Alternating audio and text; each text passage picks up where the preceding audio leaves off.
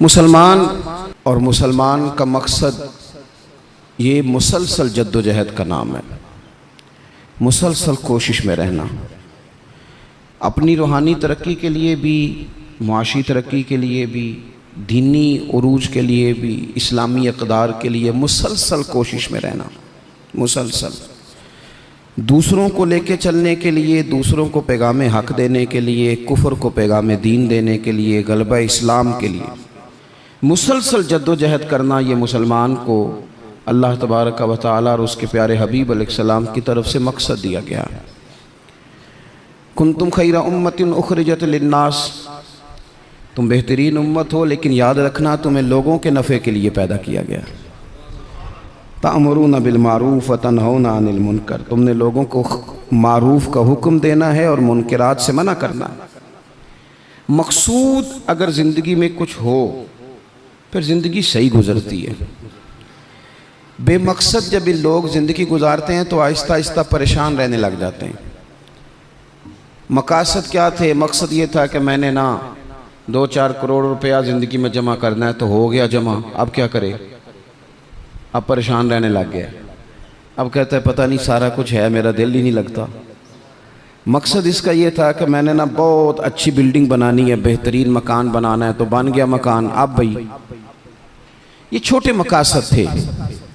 मैंने मुल्क से बाहर जाना है, जाके सेट होना है, तो हो गया सेट। अब मकासद जब तक बड़ा नहीं होता, मुसलमान मकसद हयात को जब तक पहुंचता नहीं और जब तक वो सही डायरेक्शन पर चढ़ता नहीं, उतनी देर वो परेशान है।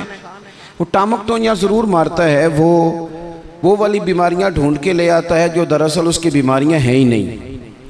वो ढूंढता चूँकि उन चीज़ों को है, फिर इलाज भी उन्हीं का करता रहता है। याद रखें, ज़िंदगी बामकसद बनाएं। मकसद क्या हो? निरी रोटी कमाना मकसद ना हो, रोटी कमाएं भी और लोगों को खिलाएं भी। आप अगर इसलिए माल बढ़ाएंगे कि मैं मालदार हो जाऊं, तो ये तो महमूद नहीं, ये प्यारा नहीं आपका ये नज़रिया। लेकिन अगर माल इसलिए कमाएं कि या अल्लाह पैसे देना, पर मुझे तरीका भी हज़रत उस्मान गनी वाला देना, मुझे सलीका हज़रत अब्दुर्रहमान इब्ने औफ वाला देना। आप अगर मकासद के तहत ज़िंदगी गुजारेंगे तो बेचैन नहीं रहेंगे। अगर आपका कोई मकसद है, आप अगर सहाबाए किराम अलैहिम रिदवान की मुक़द्दस ज़िंदगियों को देखें तो कोई मकसद था, कुछ पीछे था जिसके लिए वो जद्दोजहद कर रहे थे। हज़रत मौला अली शेर खुदा करमल्लाहु ताला वजहुल करीम, एक बात करता हूँ, एक मिसाल देता हूँ। हज़रत अली शेर खुदा का शुमार बज़ाहिर अभी बच्चों में होता था जब कलमा पड़ा, और जब सारी बरादरी इकट्ठी थी और हुजूर ने फरमाया मैं अल्लाह का रसूल हूँ, कौन कौन मेरे साथ दीन की मदद करेगा, कौन मुश्किल वक्त में हिफाजत करेगा, तो सब चुप रहे। हज़रत अली उठ के खड़े हो गए, कहा या रसूल अल्लाह, मैं मुहाफिज भी बनूंगा और दीन का मददगार भी बनूंगा। अब एक मकसद बना लिया है कि मैंने तलवार लेनी है, मैंने दीन की हिफाजत करनी है, मैंने ये काम करना है। एक मकसद तो है ना यार, एक प्रोग्राम बना लिया है। अब हज़रत मौला अली शेर खुदा हर मैदान में पहली साफ में नज़र आए। एक मौका ऐसा आया जहाँ मेरे हबीब अलैहिस्सलाम ने फरमाया कि अली तुम मदीने में मेरे पीछे रहो, बच्चे हैं, औरतें हैं, निगहबानी है, और मैं इसलिए इसी तरह तुम्हें छोड़ के जा रहा हूँ जिस तरह हज़रत मूसा अलैहिस्सलाम जनाब हारून को छोड़ के गए थे, मगर ये कि मेरे बाद नबी कोई नहीं। एक मौके पर सिर्फ छोड़ के गए, जिहाद पे साथ नहीं लेके गए, तो हज़रत अली रोने लगे। अल्लाह करे आपको समझ आए मेरी बात की। बच्चा हमारा भी रोता है, पर वो कहता है मैंने सैर के लिए जाना है। मकसूद कुछ और बना लिया है ना। पैसे हमारे बच्चे भी मांगते हैं, पर वो कहते हैं कि टूर जा रहा है, मैंने साथ जाना है। हमें भी रोना आता है कई दफ़ा, लेकिन वो जो पार्टी हमने काबू करनी थी वो कोई और करके ले गया। ये तो ग्राहक मेरा था, ये दाएं बाएं कैसे निकल गया। रोना तक आ जाता है, उनका भी रोना था। अर्ज़ की या रसूलल्लाह सल्लल्लाहु अलैहि वसल्लम, आप मुझे बच्चों और औरतों पर छोड़ कर जा रहे हैं? तो हुज़ूर सल्लल्लाहु ताला अलैहि वसल्लम ने फरमाया अली उसी तरह छोड़ के जा रहा हूँ जिस तरह हज़रत हारून को जनाब मूसा कलीम छोड़ के गए थे। भाई एक मकसूद था कि मैंने मैदान में रहना है, एक इरादा किया था, एक प्रोग्राम बनाया था, फिर सारी ज़िंदगी वो मैदान में रहे। उनको जब खंजर लगा ना कूफे की जामे मस्जिद के करीब, तो बंदे को तकलीफ़ होती है तो वो हाय करता है, बेटे को आवाज़ देता है, नसीहतें लिखवाता है, लेकिन मौला अली को खंजर लगा तो क्या कहते हैं? कहते हैं फुज़्तु बिरब्बिल काबा। लो भाई लोगो, रब्बे काबा की कसम, आज मैं कामयाब हो गया हूँ। एक मकसूद बनाया था ना, आज मैं उस मकसूद तक पहुँच गया हूँ। यार कोई मकसद तो हो। लो सुनो बात, बुखारी में मौजूद है। एक खातून थी जो मस्जिद नबवी शरीफ में झाड़ू देती थी। मुश्किल काम है? चलें आप बताएं मुझे, मस्जिद के अंदर झाड़ू देना आसान है कि मस्जिद का सदर बनना आसान है? नहीं, सदर बनना ही सौखा दे, इसलिए कि सदर बन के करना कुछ नहीं ना, आर्डर ही जारी करना है। इल्ला माशाअल्लाह, अच्छे लोगों की बात नहीं करता। इसलिए अच्छा, ज़्यादा अजर वाला काम तो ये ना कि अल्लाह का घर साफ किया जाए। मैंने तो उलमा से कई जगह कहा है कि इस ओहदे का ना आप कोई नाम बदल दें, इस सीट का निगरान कर दें, सरपरस्त कर दें। क्योंकि जब सदर आप कह देते हैं ना, तो सदर पाकिस्तान का सबसे बड़ा आइनी ओहदा है, और सदर अगर बाइख्तियार हो तो पहला काम असेंबलियाँ तोड़ने का करता है, तो फिर मुश्किल हो जाएगी। एक खातून मस्जिद नबवी शरीफ में झाड़ू देती थी। कोई मकसद तो है ना यार, यानी जुमे वाले दिन मैंने झाड़ू देना है, कोई मकसद तो है। मैंने यार अल्लाह के घर, अल्लाह का घर समझ के, कमेटी की मस्जिद समझ के नहीं, महल्ले की मस्जिद समझ के नहीं, रब का घर समझ के मैंने यार वो वाशरूम साफ करने हैं जिनके अंदर लोग गुजरते हैं, और नमाज के लिए अपने आप को तैयार करके लोग वुजू से फारिग होकर के आते हैं। एक मकसूद है, एक इरादा कर लिया है, कोई प्रोग्राम तो हो। ऐसे मुहम्मल फजूल वक्त गुजरता जाए। यानी हमारे यहाँ ना कुछ लोग कहते हैं मैं बोर बड़ा होता हूँ। आपने नाराज़ नहीं होना, मैं सैकड़ों और हज़ारों लोगों को जानता हूँ जो उनसे पूछना क्या कर रहे हैं तो कहते हैं टाइम पास कर रहा हूँ। तो मैं कहता हूँ आपने टाइम को बिल्कुल फजूल समझ लिया है। क्या समझते हैं आप? ज़िंदगी के लम्हात इतने फारिग हैं। और नबी पाक सल्लल्लाहु अलैहि वसल्लम ने फरमाया, दो नेमतें ऐसी हैं जिनके बारे में बहुत सारे लोग धोखे में। दो नेमतें, नेमतें का हुजूर ने, नेमतान, दो नेमतें ऐसी हैं जिसके बारे में लोग धोखे में पड़ गए। उन्हें समझ नहीं आई कि हमारे पास नेमत या रसूलल्लाह कौन सी? हुजूर ने फरमाया, एक सेहत और एक फुर्सत। एक सेहत और एक फुर्सत। अल्लाह ने फारिग वक्त दिया था कि बहुत सारे कुरान पाक पढ़ सकता था, दरूद पाक पढ़ सकता था, कोई काम कर सकता था, लेकिन बस उस चौक में गुजर गया, उस गली में वक्त गुजर गया, फलाने की बातें करते वक्त गुजर गया, मेलों ठेलों में गुजर गया, शुगल मेलों में गुजर गया, कोई ठंडे इलाके की सैर में गुजर गया, जो बचा था वो मोबाइल पे गुजर गया। बीत गए औकात हमारे। कोई मकसूद है मेरे अजीज? मस्जिद में झाड़ू देती है खातून, बीमार हो गई, लेकिन बामकसद जिंदगी गुजार रही थी ना। उसने किसी न किसी तरीके से अपने आप को मदीने वाले महबूब के दीन से जोड़ लिया था। झाड़ू देती थी मस्जिद में, बीमार हो गई। कुर्बान जाएं रसूल कायनात, यानी अल्लाह की रहमत कामिला, हुजूर खुद चल के तीमारदारी करने तशरीफ ले गए और फरमाया, अगर ये इंतकाल कर जाए तो मुझे खबर ज़रूर करना। सहाबा फरमाते हैं, रात का वक्त था, ठंड का मौसम था, और हुक्म भी ये था कि जब कोई इंतकाल कर जाए तो जल्दी तदफीन कर दो। हमने हुजूर को तकलीफ़ देना मुनासिब न समझा, गुस्ल कफन का बंदोबस्त हुआ, जनाजा पड़ा, दफन कर दिया। इसने कुछ किया है, इसने ना दीन के साथ कुछ ताल्लुक़ बनाया है। अल्लाह हमारा भी नाम झाड़ू देने वालों में लिख दे। कोई ताल्लुक़ तो इसने बनाया है ना, कहीं किसी कोने में जाके इसने रिश्ता दीन से जोड़ा है। हुजूर सैयद आलम अलैहिस्सलाम सुबह तशरीफ लाए तो सारा कुछ जानने वाले महबूब पूछने लगे, तुमने मुझे बताया क्यों नहीं? ये भी एजाज के लिए है, वरना अल्लमा का मालम तकुन तालम। हुजूर सैयद आलम अलैहिस्सलाम ने फरमाया, क्यों नहीं बताया? कुर्बान जाएं, मर जाने को जी चाहता है इस अदा पर, सारी कायनात जाए हुजूर के रोज़ा नूर पर। और नबी पाक ने पूछा, बताया क्यों नहीं? या रसूलल्लाह, रात थी, तकलीफ देना मुनासिब नहीं समझा। ओ बूढ़ी अम्मा, तेरे नसीबों पे हमारे माँ बाप कुर्बान हो। हुजूर फरमाने लगे, मुझे बताओ उसकी कब्र कहाँ है? मैं, यानी हुजूर किसी की कब्र पे आ गए, अल्लाह की सारी रहमतें आ गई। करीम महबूब अलैहिस्सलाम कब्र पे गए। वैसे तो दूसरा जनाजा जायज़ नहीं, एक ही शर्त में जायज़ है कि अगर वारिस ने नहीं पढ़ा तो दूसरा जनाजा पढ़ा जा सकता है, लेकिन हुजूर तो खुद वारिस है ना सारी उम्मत के, और हुजूर इख्तियार रखते हैं, शारे हैं। हुजूर कब्र पे गए, यही बड़ी बात थी कि हुजूर उसकी कब्र पे चले गए। लेकिन कब्र पे खड़े होके हुजूर ने फरमाया दोबारा सफ़े बनाओ भाई, मैं दोबारा जनाजा पढ़ाऊंगा। क्योंकि कोई मकसद तो था ना, ये मस्जिद में झाड़ू देती थी। आखिरी वेले मेरी आँखियाँ राह तकना है तेरा, तेरा ते कुछ भी नहीं जाना सजना, पा जावें जे फेरा ते सौखा निकले सावे जहूरी, जे वेख लवा मुख तेरा। हुजूर तशरीफ़ ले आए, खुद तशरीफ़ ले आए और कब्र मुबारक पर खड़े होके दोबारा जनाजा पढ़ाए। नौजवानों, बड़ा वक्त ज़ाया हो गया, बड़ा।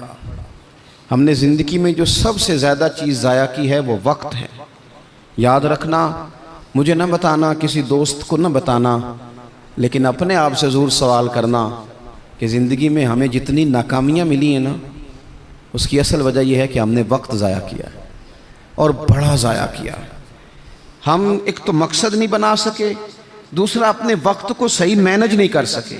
हम बड़ा कुछ कर सकते थे, अल्लाह तबारक व तआला ने सलाहियत दी थी, बहुत सारे काम हम अपने ज़िम्मे लेते तो कर जाते, लेकिन वक्त ज़ाया किया। इमाम बहकी ने हदीस लिखी है, मेरे रसूल पाक सल्लल्लाहु ताला अलैहि वसल्लम ने इरशाद फरमाया, जब सुबह दिन चढ़ता है ना तो दिन ऐलान करता है, वो दिन ऐलान करता है, कहता है मैं आज आया हूँ, आज के बाद नहीं आऊँगा, आज के बाद नहीं आऊँगा। कुछ करना है तो कर लो, आज जो दिन आया है ना, आज ये क़यामत तक दोबारा वापिस नहीं आएगा। कुछ कर लो। जिसने आज तिलावत नहीं की उसका ये दिन बगैर तिलावत के गुजर गया। मेरे अजीज, जिसने आज दरूद पाक नहीं ना पढ़ा, हुजूर को याद नहीं किया, उसका ये दिन गुजर गया बगैर दरूद पाक। जिसने आज सजदों की कसरत नहीं की, ये दिन बीत गया। दिन कहता है दोबारा नहीं आऊँगा। हज़रत उमर बिन अब्दुल अजीज़ रहमतुल्लाह अलैह से किसी ने कहा, हुजूर ये काम रहने दें, कल कर लेंगे। तो आप फरमाने लगे, अगर ये काम कल करूँगा तो जो काम कल करने हैं वो कब करूँगा? ये कल पे डाल दूंगा तो जो काम कल करने वो फिर कब करूँगा? वो कल वाला दिन भी फिर इसी तरह गुजर जाएगा। 39 साल उम्र पाई हज़रत उमर बिन अब्दुल अजीज़ ने। कितनी? हल्का सा बोलिएगा। 1 कम 40, 1 कम 40, 39 साल उम्र। पिछले बादशाह जालिम थे, ये उनके जुल्म बिद हो गए। अवाम के साथ बड़ी जगह पे वो खैर नहीं कर पाते थे, जनाब उमर वो खैर भी कर गए। हज़रत उमर बिन अब्दुल अजीज़ रहमतुल्लाह अलैह सारा हुकूमत का नक्शा भी बदल गए। ये 20 कुरान भी पढ़ गए और करोड़ों दफ़ा मदीने वाले पे दुरूद सलाम भी भेज के चले गए। उम्र 39 साल पाई, उम्र 39 साल पाई। बीत गया हमारा वक्त। पीछे पलट के देखते हैं तो बड़ा कुछ ज़ाया कर रहा है। मज़ीद ना करना, मज़ीद ना करना। अपने अगर हम चाहते हैं मुआशरा इस्लाह पजीर हो तो एक तो बामकसद, दूसरा वक्त बिल्कुल किसी मौके पे ज़ाया नहीं करें, किसी मौके पे। इमाम शाफ़ी रहमतुल्लाह अलैह फरमाया करते थे, मैंने सूफिया से एक बात सीखी है जिसने मुझे बड़ा नफ़ा दिया है।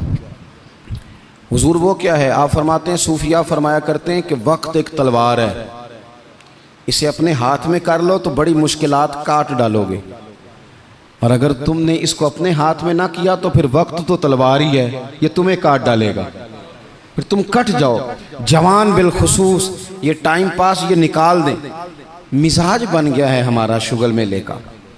गप्पे घंटों भी हों तो वक्त का पता नहीं चलता। शुगल मेले का, मैं आपको पता है हम गुलाम हैं औलिया के, हम सूफिया के नज़रियात को कुरान और सुन्नत की तर्जुमानी समझते हैं। लेकिन ये कि आपने नहीं देखा होगा कि 20 लोग इकट्ठे होकर किसी जगह एक गली से निकले हों, कोई पूछे किधर जा रहे हो तो कहें हम जुमा पढ़ने जा रहे हैं मस्जिद में। 20 होकर नहीं निकलते। लेकिन अगर ठंडे इलाके में सैर करने जाना हो तो 20 की बस भर जाती है कि नहीं? अगर कहीं फलानी जगह मेला लगा हुआ है तो फिर 2-3 गलियों से बसें भर जाती हैं कि नहीं? मैं अक्सर कहता हूँ कि आपने शुगल मेला बना लिया है मज़ारात को। शुगल मेला, सारे रास्ते में नमाज नहीं पढ़ी। क्या मिजाज, वक्त को ज़ाया कर रहे हैं और बड़ा ज़्यादा कर रहे हैं, और ये पलट कर हाथ नहीं आएगा। जिन लोगों ने काम किया, हमारा 1000 हा इख्तलाफ है यूरोप के साथ, पर ये बात तो मान जाओ ना, उन्होंने अपना वक्त मैनेज कर लिया है, मैनेज कर लिया। हम अभी तक हैं, बहुत सारी चीज़ें हैं, नारों में जिंदा हैं, उन्होंने मैनेज तो किया है। तीसरी बात मेरे अजीज़, इस्लाह मुआशरा के लिए जो बड़ी अहम और बड़ी ज़रूरी है, वो ये है कि तरजीहात का तयन करें ज़िंदगी में। मेरी दरअसल तरजीह क्या है, असल मकसूद क्या है। ये हमारे मजहबी इज्तिमात होते हैं, मुझसे लोग वक्त लेने के लिए आते हैं, बड़े अच्छे लोग होते हैं, खैर के लिए आए हैं, वरना हमें कौन पूछता है। तो मैं कई दफ़ा पूछता हूँ दोस्तों से कि जो आप महफिल करा रहे हैं तो कोई पास मंजर भी तो बयान करें ना, मकसूद क्या है। चलें इतना ही कह दें कि सवाब की नीयत से करा रहे हैं, अल्लाह में अजर देगा, लेकिन ये कि मकसूद ही नहीं पता। जवानों की बड़ी बड़ी जमातें बनी हुई हैं, मकसूद का ही नहीं पता दरअसल जाना किस तरफ। अपनी ज़िंदगी में तरजीहात, और जब तरजीहात तय करें तो ज़रूरियात को आगे रखें, फ़राइज़ को हमेशा आगे रखें। जो फ़राइज़ हैं, जो वाजिबात हैं, उनको हमेशा पहला दर्जा दें। बहरहाल महफिल कराना मुस्तहब है और नमाज पढ़ना, आहिस्ता क्यों बोलते हैं आप, नमाज पढ़ना, ख़त्म शरीफ दिलाना बहरहाल मुस्तहब है, लेकिन सही कुरान पाक पढ़ना सीखना ज़रूरी है। जो ज़्यादा ज़रूरी है वो क्यों नहीं कर रहे। तरजीहात अगर आप ले आएंगे ना, मैं बहुत सारे लोगों को जानता हूँ तवज्जो से ख़त्म दिलाते हैं। हमें भी कहते हैं मौलाना इस दफ़ा अब्बा जी के ख़त्म पे आपकी बारी है, पिछले साल फलाने को बुलाया था, उससे पिछले साल फलाने को। भाई आप नमाज पढ़ते हैं? कहते हैं आप दुआ करें, आप दुआ करें मैं शुरू कर दूं। तो मैं कहता हूं अगर नमाज की दुआ करानी है घर बैठे बैठे मुझसे, तो ख़त्म की दुआ नहीं घर बैठे बैठे हो जाती, वो भी कर देता हूं। यहीं से अल्लाह ताला उनको उनकी मगफिरत फरमाए। तरजीहात हमेशा आपके जो ज़रूरी काम है, याद रख लें, आपके मदरसा बड़ा ही ज़रूरी है। मैं किसी की तारीफ़ बड़ा कम करता हूँ, इसलिए कि तारीफ़ खुशामद बन जाती है तो बंदा मुश्किल में आ जाता है। लेकिन अभी मैं आया हूँ ना, तो यहाँ बच्चे साथ कुरान पाक पढ़ रहे थे।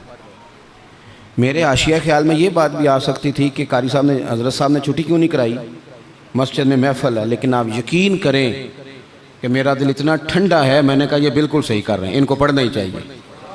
ये जो काम इनके लिए ज़्यादा ज़रूरी है, इनके घर वालों ने जिगर के टुकड़े दिए पढ़ाने के लिए, तो जो जिस काम के लिए भेजे हैं वो काम ज़रूरी है, वही नहीं करना चाहिए। तरजीहात तो तय करें मेरे भाई। दरअसल तरजीह क्या है, हज़रत तलहा रज़ी अल्लाह ताला अन्हु फरमाते हैं एक बद्दू हुजूर की बारगाह में आया, सादा बंदा, बाल बिखरे हुए, हालत बड़ी परागंदा, मिशकात में हदीस है। उसने आन करके अर्ज़ की, या रसूल अल्लाह सल्लल्लाहु ताला अलैहि वसल्लम, हुजूर मुझे बताइए इस्लाम क्या है, इस्लामी अहकामात बताएं। तो हुजूर ने कलमा शहादत के बाद फरमाया कि वक्त पर नमाज पढ़ना, दिन और रात में 5 नमाजें तेरे ऊपर ज़रूरी हैं। उसने अर्ज़ की हुजूर कुछ नफल भी पढ़ूं? तो फरमाया अगर तो अपनी तरफ से पढ़े तो बड़ा ही अच्छा है। उसने कहा, उसके बाद फरमाया साल में 1 महीने के रोज़े रखना। अर्ज़ की हुजूर कुछ नफली भी रखूँ? फरमाया रखे तो बड़ा बेहतर है। फिर फरमाया हज फ़र्ज़ हो जाए तो पहली फुर्सत में करना। हुजूर कुछ साथ नफली भी करूँ? फरमाया करे तो अच्छा है। फिर फरमाया ज़कात दे, ज़कात। उसने अर्ज़ की, या रसूल अल्लाह सल्लल्लाहु तआला अलैहि वसल्लम कुछ नफली सदकात भी करूं? फरमाया करे तो बड़ा अच्छा है। उसने ये बातें सुन के ना सिर्फ फ़राइज़ की तालीम दी, फ़राइज़ की। आज जो खतीब मुझे और आपको नुक्ते सुनाए हम तवज्जो से सुनते हैं, और अगर फजर में इमाम साहब वज़ू के मसले बताएं तो कहते हैं एडा आलम ही नहीं। आलम तो उसी जिनने कल बड़ी ऊँची तकरीर की थी। अगर वो आपको गुस्ल का तरीका बताए तो लोग कहते हैं ये तो इल्म की शायद बात ही नहीं। वो नुक्ता बयान करने वाला, वो जिसकी आवाज़ ज़्यादा बुलंद हो रही थी। आवाज़ बुलंद होना ज़्यादा ज़रूरी नहीं होता, दलाइल बुलंद होना ज़रूरी होता है। आपकी दलील कितनी मजबूत है ये ज़्यादा अहम है। तो अल्लाह के महबूब अलैहिस्सलाम ने फरमाया फ़र्ज़ नमाज पढ़, ज़कात दे, रमज़ान के रोज़े रख, हज कर। हुज़ूर सय्यद आलम सल्लल्लाहु तआला अलैहि वसल्लम ने ये तरजीहात बताई। वो शख्स पता है हुजूर से क्या कहता है? कहता है या रसूलल्लाह जो मैंने आपसे सुना है ना कमी करूँगा ना इजाफा करूँगा। गोया वो मान गया कि मैं तरजीह दूंगा फ़राइज़ को। तो रसूल पाक सल्लल्लाहु अलैहि वसल्लम ने फरमाया, सहाबा की तरफ देख के फरमाया, अगर ये जो कह रहा है उस पर डटा रहा, जो इसने कहा है अगर वो सच किया इसने, तो फरमाया फिर ये बंदा कामयाब हो जाएगा, फिर ये फलाह पा जाएगा। आप तरजीह हमेशा अहम काम को दें। मैं जो बात करने लगा हूँ मेरे उलमा उसकी जिम्मेदारी लेंगे। आपसे ये नहीं पूछा जाएगा कि आपने मज़ार पे चादरें कितनी डाली हैं, ये ज़रूर पूछा जाएगा कि माँ बाप की खिदमत की कि नहीं की। तो जो तरजीह है, मज़ार पे चादर ज़रूर डालें, मना नहीं, पर यह कि वहाँ वक्त पे जाना, वहाँ ड्यूटी ठीक करना और अम्मा अब्बा घर में परेशान हो, रसूल कायनात सल्लल्लाहु अलैहि वसल्लम की खिदमत में एक सहाबी हाजिर हुए। अर्ज़ की, या रसूल अल्लाह सल्लल्लाहु ताला अलैहि वसल्लम, मैं एक मसला दरियाफ्त करने आया। मेरे दोस्तों, पता हमें क्या हुआ है? हमने ना बाहर वक्त बहुत ज़्यादा दिया है, और जो हमारे घर के अंदर हमारी जिम्मेदारियां थी ना, हमारे बच्चे, हमारी बीवी, हमारे बहन भाई, उन जिम्मेदारियों से ना हमने जान छुड़ाई है। इल्ला माशाल्लाह कुछ लोगों ने बच्चे को चार्ज किया, बच्चा तंग कर रहा है, लगा दो गेम मोबाइल पे, चलो हमारी जान छूटी, वो जाने उसका काम जाने। आप अगर 10-15 मिनट बच्चे को देते, वो आपसे खेलता, वो मानूस होता। आप कहते मैं बड़ा मसरूफ़ हूँ, और भाई तो इतना मसरूफ़ तो नहीं जितने मदीने वाले महबूब मसरूफ़ हैं। लेकिन रसूल पाक के तो कंधों पे इमाम हसन चढ़ के सवारी किया करते थे, हुजूर की तो गोद में इमाम हुसैन खेला करते थे। हज़रत अबू हुरैरा कहते हैं, मैंने देखा है कि हुजूर ने उनके बाजू थामे, उन्होंने पैर पहले हुजूर के मुकद्दस कदमों पे रखे, फिर उन्होंने अपने कदम मुबारक हुजूर की मुबारक पिंडलियों पे रखे, फिर टखनों पे रखे, फिर पेट पे रखे, फिर हुजूर की ज़ुबान चूसनी शुरू कर दी। तू क्यों वक्त नहीं दे रहा अपने बच्चों को? क्यों नहीं हम वक्त दे पाते अपने नवासों को, नवासियों को, पोतों और पोतियों को? वो जो हमारे लिए ज़रूरी था, वो हमसे मानूस होने की बजाय किसी बदअकीदा से जाके मानूस हो जाते हैं। पता तब चलता है जब सारा अकीदा बिगड़ जाता है। अपने घर के अंदर जो जिम्मेदारियां, उनको तरजीह दें। हुजूर सैयद आलम अलैहिस्सलाम ने फरमाया, खैरुकुम खैरुकुम लिअहलिही व अना खैरुकुम लिअहलिही। फरमाया, तुम में बेहतर वो है जो अपने घर वालों के लिए बेहतर है। व अना खैरुकुम लिअहलिही, और जाके पूछ लो, मैं तुम सबसे बढ़ के अपने घर वालों के साथ खैर करने वाला। तरजीह दें। एक सहाबी आए, अर्ज़ करते हैं, या रसूल अल्लाह सल्लल्लाहु अलैहि वसल्लम, मेरी बीवी पे हज फ़र्ज़ है, वो हज करने जा रही है, ये सियासत में हदीस मौजूद है, और मेरा नाम एक ग़ज़वे में लिख दिया गया है, मैं जिहाद के लिए जा रहा हूँ, नाम मैंने लिखवा लिया है, हुक्म मेरे लिए क्या है? मेरी बातों की समझ आ रही है आप हज़रात को? मेरी बीवी हज के लिए जा रही है, वो साहिब इस्तात होगी, ज़ाहिर है उसके पास माल होगा, वो जा रही है, उसको जाना है, वो तैयार है, और मेरा नाम ग़ज़वे में लिखा है, तो हुक्म क्या है? देर नहीं लगाई रसूल पाक ने, हुजूर फरमाने लगे, तो अपना नाम ग़ज़वे वाली लिस्ट से कटा, जिहाद पे ना जा, बल्कि तुम महरम बनकर अपनी बीवी के साथ हज करने जा। वो तेरी जिम्मेदारी है, वो तेरे अलावा कौन महरम बनेगा उसका? तो जो तेरी ड्यूटी का काम है उसे तो करना, तरजीही बुनियादों पर काम को करें। 4 बातें हो गई, एक बात आखिर में 5वीं। हम ना बहुत सारी चीज़ों की इस्लाह करते हैं, लफ्ज़ भी कई दफ़ा तराश लेते हैं, जुमले भी बड़े अच्छे तरतीब दे लेते हैं, लेकिन आहिस्ता आहिस्ता ना हमारे लहजे सख्त हो गए। सारी तवज्जो लफ्ज़ों पे ना दें, कुछ लहजों पर भी दें। लहजा जो होता है ना इंसान का, लहजा, यानी बेटे को आवाज़ दी, अब्बा जी ने कहा बेटा, उसने कहा जी अब्बा जी क्या मसला, हुक्म करें, अभी तो मैं गया था। इसमें जुमला गुस्ताखी वाला कोई भी नहीं, पर लहजा गुस्ताखी वाला है। अब्बा जी क्या हुक्म है? कोई गुस्ताखी है इस लफ्ज़ में? अभी तो मैं यहाँ से गया हूँ, कोई गुस्ताखी है? लेकिन उसका जो लहजा है ना, चले मैं आसान करता हूँ, आपकी समझ में बात आएगी। कुरान पाक में हज़रत लुकमान अपने साहिबजादे से बातें करते हैं, और वो सूरह लुकमान की बिल्कुल इब्तदा में वो आयात मौजूद हैं। तो हज़रत लुकमान ने ना अपने बेटे को जो नसीहतें की, एक नसीहत ये भी की थी, कहा वला तुसग़िर खद्दक लिन्नास, बेटा लोगों से रुखसार टेढ़ा करके बात ना करना, मुंह टेढ़ा करके तुरशरुई के साथ बात ना करना। तुरशरुई, वो बूढ़ा ससुर, बूढ़ी सास बहू से कहती है पुत्र रोटी लाना, तो रोटी लाई है तो उसने ज़ोर से बर्तन पटका है ज़मीन पे, पानी डाला है तो ज़ोर से रखा है, दरवाज़ा तलखी से बंद किया। बूढ़े थे बेचारे, बीमार थे, परेशान हो गए। शाम को बेटा आया तो रो पड़े, कहा पुत्र तेरी बीवी बड़ा परेशान करती है। तो उसने कहा अपनी बीवी से इधर आना, तो बीवी जवाब में पता क्या कहती है? तवज्जो है मेरी बात पर? वो कहती है अब्बा जी ने पूछो मैं आख्या की है, आख्या वाकई कुछ नहीं सुन। अगर वो लफ्ज़ बताना चाहे तो लफ्ज़ वाकई कोई उसने कहा ही नहीं, तो बताए कहाँ से? उसने वाकई कुछ नहीं कहा। अब्बा जी से पूछे मैंने, कहा क्या? अम्मा जी से पूछे मैंने, तो क्या बताए अब्बा जी? गिलास बोलेगा कि इसने तलखी से मुझे फेंका था, कि दरवाजा बोलेगा? अब वो जो तलखी है ना, वो रवैये की है। हमारा ना सिर्फ मसला, मैंने कुरान मजीद पढ़ा है कि जनाब लुकमान ने अपने बेटे से कहा, पुत्र रुखसार टेढ़ा करके लोगों से बात, थोड़ा सा रवैया तो ठीक हो ना।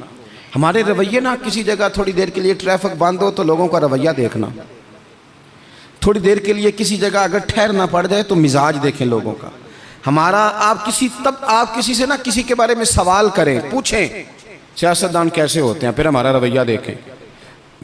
आप पूछें पुलिस वाले किस तरह के होते हैं, फिर देखें रवैया। आप पूछें तेरा क्या ख्याल है अपने ससुराल वालों के बारे में, फिर रवैया देखें। चलें आप अच्छे लोग हैं और मस्जिद में भी बैठे हैं और बावजूद भी हैं, गलत बात तो करनी नहीं। अगर पूछा जाए कि मौलवियों के बारे में क्या ख्याल है, अगरचे सुनने भी आए हैं, अगरचे ये कि उनके पीछे नमाज भी पढ़ते हैं, लेकिन रवैयों में वो रंग नहीं है। आवाज़ देते हैं तो इस अंदाज में बाज़ लोग अपने डेरों पर बैठ के चौधरी तबसरा करते हैं, तो वो तबसरे का लहजा ठीक, मेरे लहजे में गुरूर आया था, तेरा हक था तू शिकायत करता।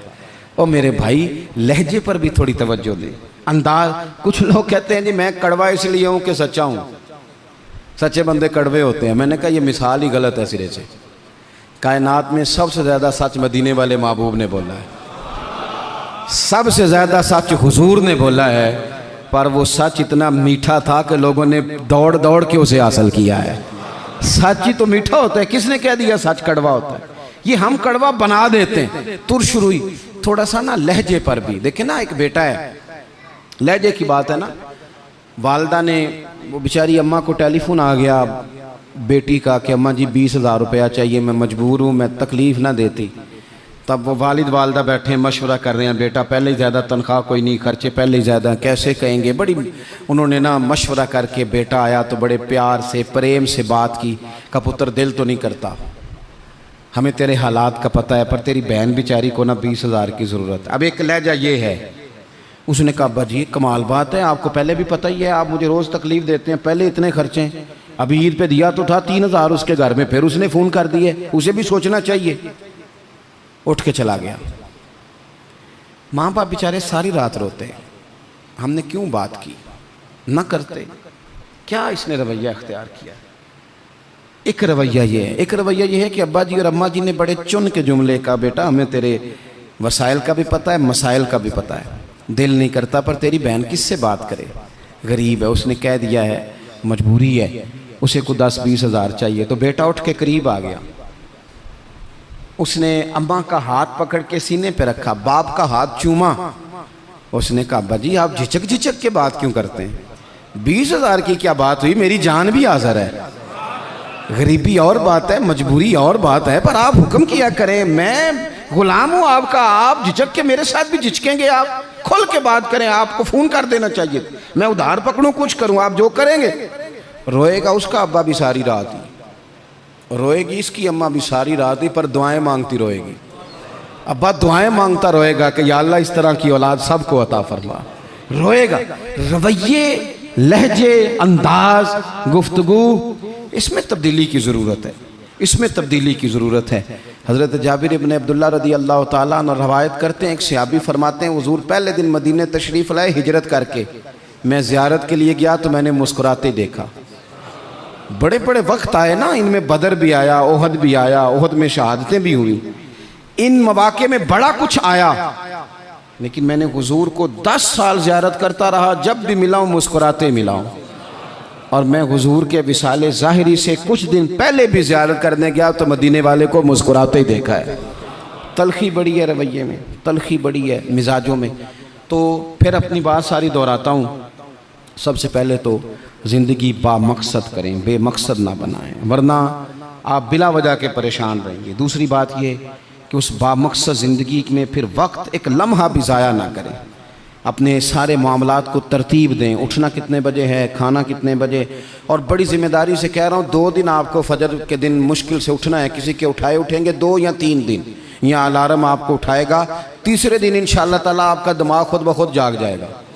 अल्लाह ने मिजाज इस तरह का बनाया इंसान का, तो वक्त नहीं ज़ाया करना। तीसरी बात यह कि तरजीहात का तयन करना है, तरजीहात का, जो फ़राइज़ हैं वो बहरहाल पहले हैं, जो वाजिबात हैं वो बहरहाल पहले हैं, जो हुकूकुल इबाद हैं वो बहरहाल। हज़रत अब्दुल्ला इब्न अब्बास रज़ी अल्लाह तआला अन्हु मस्जिद में इतिकाफ़ बैठे हुए थे, तो एक बंदा आके मस्जिद में बड़ा परेशान होकर बैठ गया। तो फरमाया, ओ भाई क्या हुआ? कहने लगा, हुज़ूर बड़ा परेशान हूँ, एक बंदे का कर्ज देना है और मजबूर हूँ, दे नहीं पा रहा। आप फरमाने लगे, मैं तेरे लिए कोई बात करूँ तो तेरा काम बनता है? उसने कहा, हुज़ूर अगर कर दें तो बड़ी बात है। इतिकाफ़ बैठे थे, जूते पहने मस्जिद से बाहर निकल आए। वो बंदा कहने लगा, हुज़ूर रुके रुके, शायद आपको याद नहीं रहा, आप इतिकाफ़ में हैं। तो हज़रत अब्दुल्ला इब्न अब्बास रो पड़े और हुज़ूर की कब्र नूर की जानिब इशारा करके कहने लगे, ज़्यादा अरसा नहीं गुजरा, मैंने मदीने वाले हबीब से सुना है कि जो किसी भाई की एक मुश्किल हल कर दे, अल्लाह 10 एतिकाफ़ से ज़्यादा सवाब अता फरमाएगा। तो जो वक्त तरजीह तय करने का था मैंने तय कर लिया। इस वक्त तरजीह तुझे मुश्किल से निकाल। हुकूकुल इबाद अगर तरजीह है तो उसे तय करें, फ़राइज़ तरजीह है तो उसे तय करें और अपने रवैयों को अच्छा रखें। सब्र बड़ा हुस्न है, सब्र में बड़ा कुछ पिन्हा हो जाएगा। बेसब्र आदमी चंद कदम भी नहीं चल सकेगा, थक जाएगा। ये चीज़ें ज़िंदगी में पैदा करें। उम्मीद है हमारी इस्लाह बड़ी करीब आ जाएगी। उम्मीद है कि बड़ी जल्दी हम उस रास्ते चले जाएंगे जो अल्लाह रसूल के कुर्ब की जानिब बढ़ता है। अल्लाह तबारक व तआला समझने की, अमल करने की, दीन की तरफ लौट आने की तौफीक अता फरमाए। आखिर दावा यानी अल्हम्दुलिल्लाह रब्बिल आलमीन। दुआ कर दें। अल्लाहुम्मा सल्लि अला सय्यिदिना व मौलाना मुहम्मदिन मअदनिल जूद वल करम व आलिहि व बारिक व सल्लिम। अल्लाह हमारी हाज़िरी को कबूलियत का शर्फ अता फरमा। जिन दोस्तों ने एहतमाम किया है उनकी कोशिश को, काविश को कबूल फरमा। ऐ कायनात के मालिक, हमारे गुनाह माफ़ फरमा, हमारी गलतियों से दरगुज़र फरमा, हमें नफ़े वाला इल्म अता फरमा, इखलास वाला अमल नसीब फरमा। ऐ अल्लाह, नेकी के रास्ते पे चलना हमारे लिए आसान बना दे। गुनाह और बदी से कल्बी नफ़रत अता फरमा दे। बीमारों को शिफा दे दे, मकरूज़ों को कर्ज़ों से रिहा कर दे, तंग दस्तों को वुस्अत रिज़्क़ दे दे। जो बेघर हैं उन्हें अपनी छत दे दे, जो बे औलाद हैं उन्हें साहिब औलाद कर दे। औलाद वालों की औलाद को फरमा बरदार बना दे। हमारा ख़ात्मा बिल खैर फरमा, हमारा ख़ात्मा बिल ईमान फरमा। पर्दा पोशी नसीब फरमा, पर्दा पोशी नसीब फरमा।